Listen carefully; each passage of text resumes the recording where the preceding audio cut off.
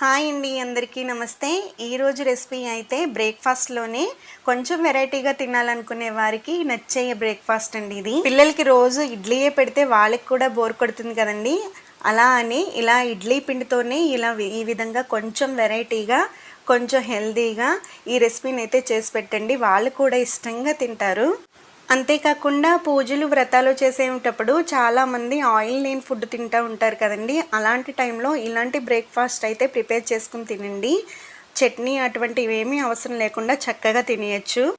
మరి ఇలాంటి బ్రేక్ఫాస్ట్ని ఎలా తయారు చేసుకోవాలో దాని తయారైన విధానాన్ని అయితే ఇప్పుడు చూసేద్దామండి.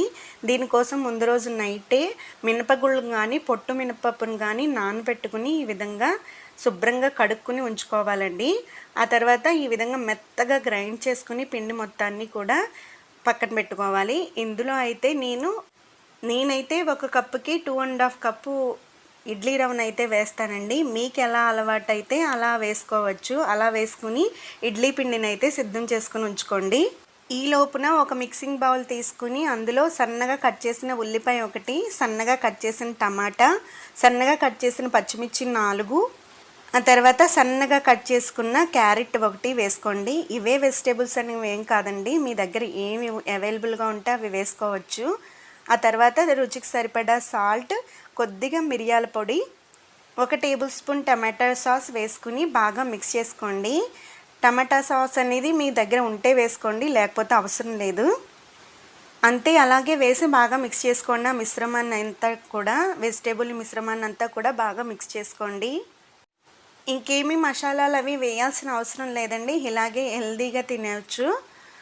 అవసరమైతే కొద్దిగా జీలకర్ర వేసుకోండి, డైజెషన్ కూడా మంచిది కదా. ఇవి వేసే ముందు మనం పిండిలో కొద్దిగా సాల్ట్ వేసుకుని బాగా కలుపుకుని ఇలా చిన్న చిన్న బౌల్స్ని 4 అయితే తీసుకోండి. దానికి కొద్దిగా నెయ్యి అప్లై చేసుకుని బౌల్స్ మొత్తానికి కూడా ఈ విధంగా పక్కన పెట్టుకోవాలి.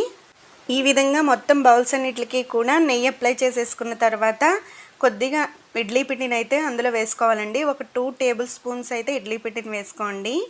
ఆ మధ్యలో ఈ వెజిటేబుల్ స్టఫింగ్ని కూడా వేసుకోవాలి. ఒక 2 టేబుల్ స్పూన్స్ అయితే ఈ వెజిటేబుల్ మిశ్రమాన్ని వేసుకుని ఈవెన్గా స్ప్రెడ్ చేసుకుని దానిపైన మరలా ఈ ఇడ్లీ పిండి మిశ్రమాన్ని అయితే ఒక 2-3 టేబుల్ స్పూన్స్ వేసుకుని ఈ విధంగా స్ప్రెడ్ చేసుకోండి మొత్తం. ఇదే ప్రాసెస్లో మిగతా బౌల్స్ని కూడా ఈ విధంగానే ఫిల్ చేసేసుకోండి. మీరు ఇంకా స్పైసీగా తినాలనుకుంటే ఆ వెజిటేబుల్ మిశ్రమంలో కొంచెం కారపొడిని కూడా యాడ్ చేసుకోవచ్చు. ఎప్పుడు ఇడ్లీ మాదిరిగానే వేసుకుంటే బోర్ కొడుతుంది కదండి. అలాంటి టైంలో ఇలా వెజిటేబుల్స్ అన్నీ ఉన్నప్పుడు ఈ విధంగా ట్రై చేసి చూడండి. పిల్లలు కూడా ఇష్టంగా తింటారు. చాలామంది పూజలు వ్రతాలు చేసుకున్నప్పుడు అలాంటి టైంలో నెయ్యి కానీ నూనె కానీ వాడకుండా తింటారండి. అలాంటి టైంలో ఇలాంటి బ్రేక్ఫాస్ట్ని ప్రిపేర్ చేసుకుని తినొచ్చు. మనం బౌల్కి నెయ్యి అప్లై చేసుకున్నాం కదండి, దాని బదులుగా వాటర్ కూడా వేసి చేసుకోవచ్చు. మనం ఆల్రెడీ ఇందులో వెజిటేబుల్స్ని అయితే వేసాం కాబట్టి ఇంకేమీ చట్నీతో తినాల్సిన అవసరం లేదండి. ఇలాగే తినేయచ్చు, కమ్మగా ఉంటుంది.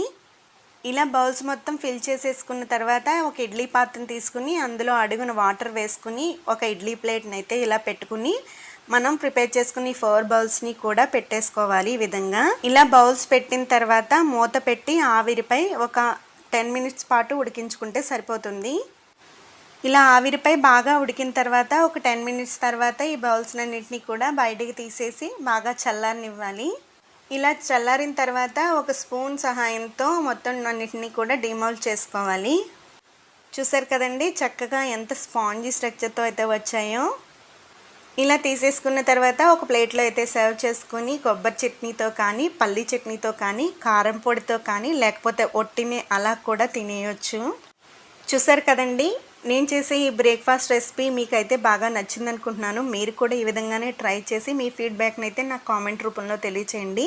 ఈ రెసిపీ తయారు చేసే విధానం మీకు నచ్చింది అనుకుంటున్నాను. తప్పకుండా లైక్ చేయండి. ఇలాంటి మంచి మంచి వీడియోల కోసం అయితే నా ఛానల్ అయితే సబ్స్క్రైబ్ చేసుకోండి. Thank you for watching.